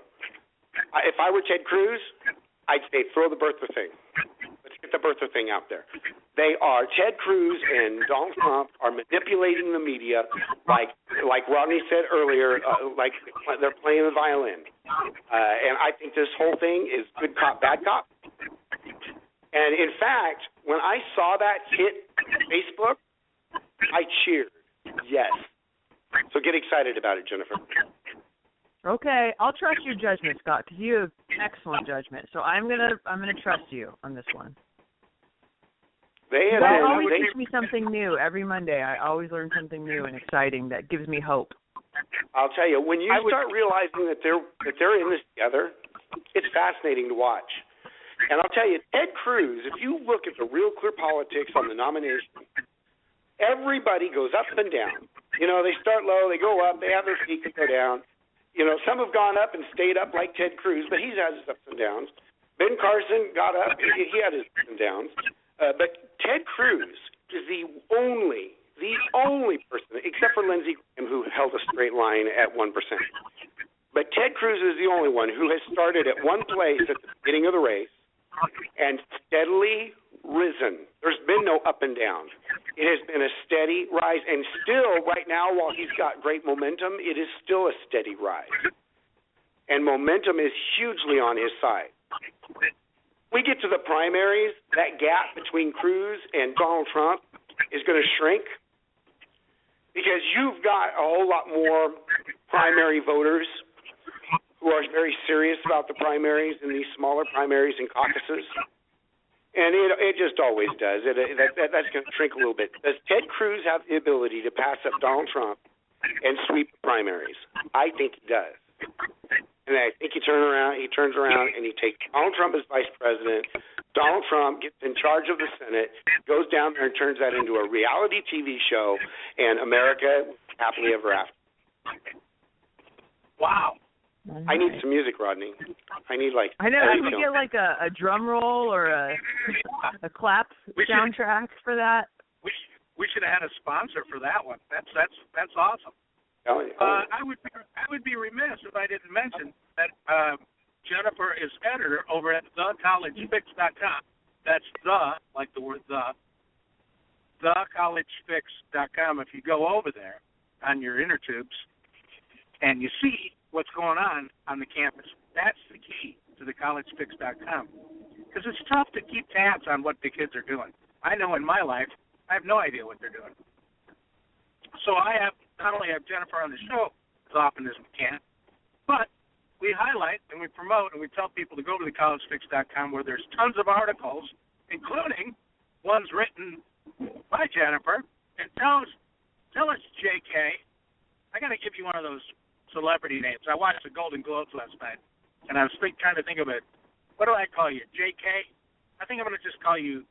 That doesn't work either. I got to figure out. Anyway, what's going on campus this past over the New Year, and what can we look for over there, Jennifer? Well, I can tell you about our top story today, written by JK herself, and you say, what's going on with the students? And that's an important question. But another important question is, what's going on with the professors? What are they teaching these, brains full of mush? Because that's at the heart and soul of the problem with higher education today. What are they teaching, the curriculum? And we have a story on a psychology professor at the University of California, Merced. And essentially, he taught his students that most acts of terrorism in America are committed by white men who are religiously motivated and politically conservative. So telling the kids that all the U.S. terrorists, 90% of U.S. terrorists are conservative white men. Now, he goes on to tell this story about some white Christian man who, grabbed his AK-47. We have all of this on video. You got to check it out. It's fascinating. We have the lecture on video.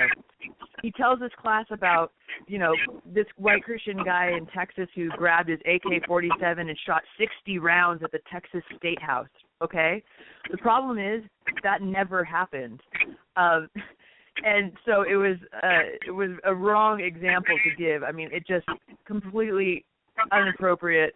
But then he goes on to say that this is a lesson on heuristics. What he's essentially saying, because he's a psychology professor, is many Americans wrongly believe that Muslims make up the vast majority of U.S. terrorists because they have not thought long and hard on the matter. Essentially, he's saying we're too stupid to figure out that it's white, Christian conservatives that are the terrorists, not the Muslims, because heuristic is essentially a mental shortcut that allows people to solve problems and make judgments quickly. So when you think the word terrorist, what comes to mind?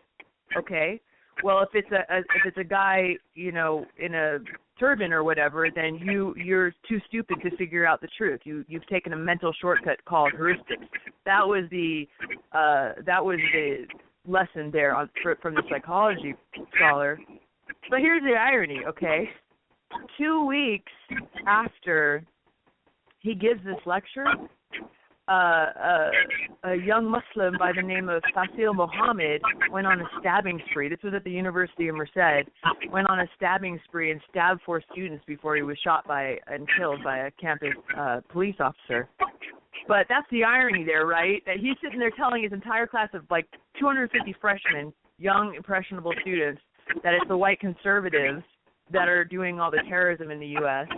And then 2 weeks later, Faisal Muhammad goes and with his ISIS flag and his instructions on how to behead people, and goes and stabs people, just kind of proves the point of how off base this professor was. But he also told the students, again, we have this on video, that 9/11 was basically the only act of foreign-born terrorism that has ever happened in the United States.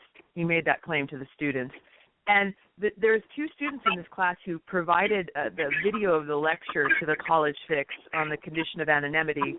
I asked them, well, why did you wait so long to give us this video? And they said, well, we wanted to get our grades secured first, because you never know what they're going to face, right, if it's found out that they turned their professor in. So they wanted to secure their grades.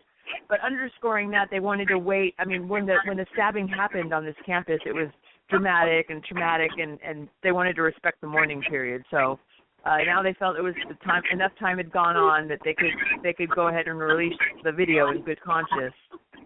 And so the scholar okay. No, I have a question. The kid that started stabbing people, something Muhammad. What was his name again? Faisal Muhammad. I think I'm pronouncing that correctly. You remember that stabbing at UC Merced?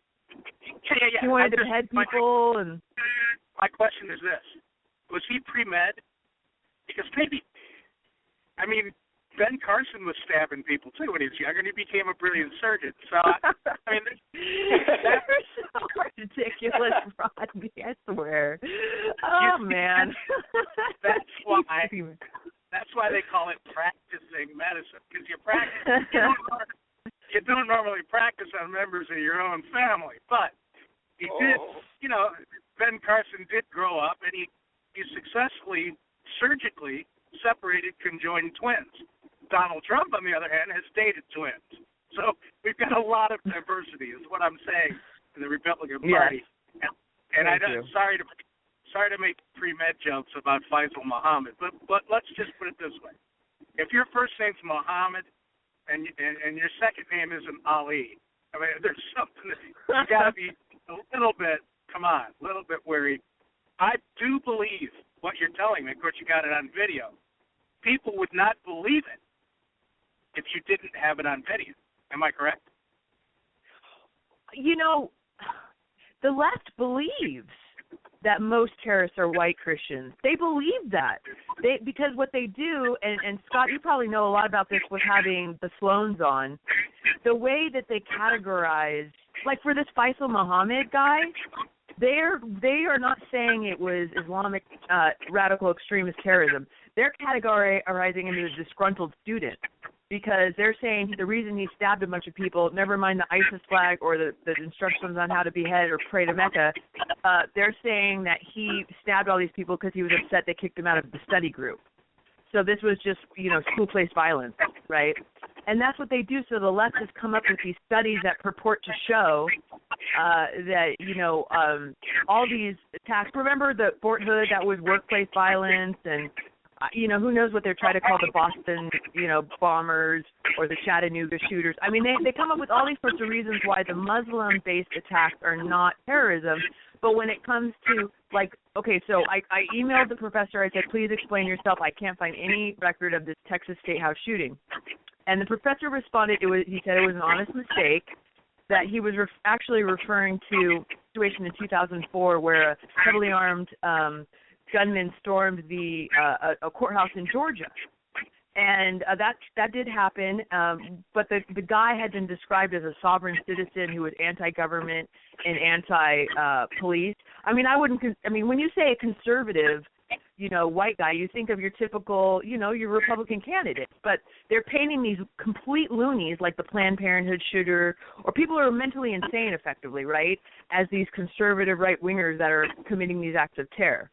Right, so if you have, you see what I'm saying? So they're conflating these examples with, and that's why the left honestly believes, they try to say, and they tout this with some authority, that there's more white conservative terrorists than Muslim terrorists in America, because they are ignoring the Muslim terrorists and not calling it radical Islam. And in the meantime, they're calling Looney Tunes absolutely, bat crap crazy, white guys who do something crazy for no good reason, not beholden to the true conservative notions or ideals. They're just crazy. And they're saying, oh, there goes the right-wingers again, shooting up Planned Parenthood and the courthouses. So, I emailed that guy too. I emailed that professor because he was saying that white male French conservatives were responsible for the Charlie Hebdo attacks. He said that, and I emailed him and I said, you need to clarify that. And he said, oh, I'm sorry. It was an honest mistake. I was confused. I was thinking about the storming of the Bastille. So that was kind of weird. That was a very intelligent joke, Rodney. You had to really use your brain for that one. I went a long way for that one. But the point is this. He wrote you back an email and said, oh, it's an honest mistake. It wasn't just the other day in Texas. It was 12 years ago in Georgia. How can you make a mistake like that? The guy's well, it was 2004. Well, he was saying because he claimed that the police released video of the shooting. Nobody died but the gunman, by the way. There was like cops all over the courthouse and they shot him dead. That's a great Second Amendment. Thank you. But he's trying to say that they released a video of the shooting in the summer of 2015. That's why he kind of got it confused. But I think I found, when I was researching the issue, I found video of it from CNN from right after it happened. So I put all the. But you know what? Here's the thing: the College Fix, we put all the facts up, and we're going to let you, the reader, decide what you think of this guy. I want to say this, and like I said, and I know the Sloans have talked a lot about this on your show, Scott. This idea that it's the white conservatives that are terrorists. They're trying to convince us, Americans, young people, a classroom full of freshmen, and if you think this is the only professor saying it, you're sorely mistaken, that it's not the Muslims, it's the white conservative Christians. They're the ones that are shooting everybody up. They're the ones that are bombing everybody. They're the ones that are the problem. And because of this, that's why, there's political correctness. We can't say what we feel, but there's so much frustration about it. That's why Trump's soaring in the polls, because we're saying enough is enough. We want to speak the truth. That radical Islam is a problem, and it needs to be identified and addressed. But you got to see this video. I mean, this guy is hilarious. Please watch this video. We will. It's incredible. Incredible what this guy gets away with. And then he shows, this is the funniest thing, a slide. The student sent me a copy of the professor's lecture slide that went along with his anecdote, right? And it's this white guy river rafting with like a beer, and he's in like a floaty, like cruising down the river with his beer and his like hat and everything. I mean, it's just so funny, the caricature that these professors try to paint of the of the South, basically. I mean, Scott, you should take this as a personal affront. Please read this story and check it out, because I know your people would appreciate it, and sound off on the comment section and let the professor know what they think of all this. He even tried to say y'all in the video. He's like, when he was telling his made up story about the Texas State House shooting, he's like, did you hear about that in the media? He's asking his class, have you heard one thing about that? No, but if it was a Muslim, it would be everywhere. Wouldn't you all have heard about that if it was a Muslim? So he even went there, and the whole story was completely made up. It's shocking. Well, I can relate to the professor a little bit. Seeing something on video and thinking that it's current. Because I've been running around screaming for like 2 months now that the Nazis have taken back over Germany. And then I realized I was just watching Hogan's Heroes on TV Land. So I can kind of understand how you can make mistakes like that. Oh, Rodney. But we will be promoting the heck out of this story. And, you got to go over and watch it for yourself. Go over to thecollegefix.com and look for that story. I don't know how they search it out there, but it's probably pretty easy. It's a top story of the day. I literally just posted it last night, so it's a top story. Go over there right now, then. Right now. But hey, Rodney, do we have time for one more little funny one? Oh, plenty. Go right ahead. Okay. So we landed on Drudge last week, and it was great. And the story was about how this university can now publish, are you ready for it? Neck rubs as sexual battery. Sexual battery for a neck rub under this new policy they just implemented for the new year. And, kind of bummed me out because I love neck rubs. Okay, I am a sucker for neck rubs. I think they're being a little extreme. What do you think, Rodney? I'm speechless. Hello? Is he speechless? We might have lost him. I know he'd have a comment on that because he gets excited every time I talk about neck rubs. But, the absurdity of that story was just how far college campuses are taking these onerous rules of, the policy said, however slight the neck rub, that could be defined as sexual battery. Sexual battery, which is a very serious, accusation. And yet they're being flippant about it and calling a slight neck rub sexual battery. I think it degrades the definition of sexual battery and is onerous and actually kind of silly. That's insane, Jennifer. Absolutely insane. Rodney, are you there? Yes. There he is. I lost you for a minute. He's bored. I was on mute. Oh, it's okay, but you just missed my joke about neck rubs, that's all. Well, I didn't miss it. It was hysterical, and I'll tell you this: I should get 99 years to life if that's a crime. Yeah, I mean, it just never ends with the absurdity on campuses. What they're doing is extrapolating. You see, we all know what neck rub leads to. It leads to back massage, and then that leads to something else. So what they're doing is they're assuming that everyone is a criminal and a sexual predator because that's what liberals do.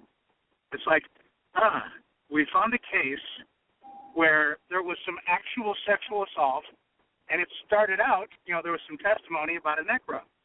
And so rather than focus on the real problem, they go for the neck rubs because that's how they are. They're crazy. I mean, they're literally. I didn't used to think this. I always thought this was a really mean thing to say 20 years ago. But I do now agree that liberalism is a mental health condition. I really do, and it's pushed. It's just pushed so strongly by emotion that it's almost like you're unhinged. You'd have to be unhinged to think that a neck rub is sexual assault. That's not just wrong thinking. That's a mental health issue, don't you think, Jennifer? I just think they want to control everything. I mean, they create these Title IX diversity offices and the inclusion office and the sexual assault office and the rights for women office, and they have like 20 offices all sitting around twiddling their thumbs going, how can we control student behavior? I mean, the bureaucracy is creating these ludicrous regulations, and meanwhile we got like 100 male students filing lawsuits saying they were wrongly expelled for nothing. Yeah. So, I mean, it's just the bureaucracy on the Title IX stuff is out of control, But that's okay with liberals, too, because then the trial lawyers win.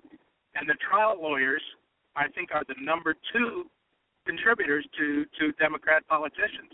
So it's a vicious circle. It all works for them. Jennifer, as usual, a great appearance. I wish you could call in earlier next week. If you can, please do. We love talking to you, and it's a lot of fun. And I certainly didn't mean to. Well, I did mean to make light of some things because that's what I do. But we only got two more minutes here, so we're going to say goodbye. And Scotty, wrap this baby up in a bow for me, will you? We'll talk to you guys next week. Bye, Jennifer. Bye, Scotty. Bye, guys. Scotty, Bye, what do we got going this week? Oh, we got all kinds of fun stuff going on. We've got on American Sovereignty tomorrow night. We've got Carly Miller, who is the field director for JD Winteregg. And I'll tell you, man, there's some great things going on over there with JD. He's got a really nice little ground team that is very active, and Charlie has been a huge plus to his campaign in the grassroots over the last year. And a few weeks ago, he took over as field director, and we're going to have him on, and we're going to talk. David Bratt and Eric Cantor.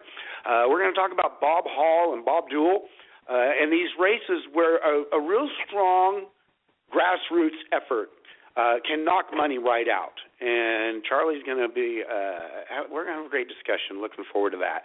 And then, of course, we've got Saturday Symposium. And you know what, those guys, I've let all three of them, Gary and Gary and Glenn and Dan. And they've got a guest this weekend, but I can't remember the name, Rodney.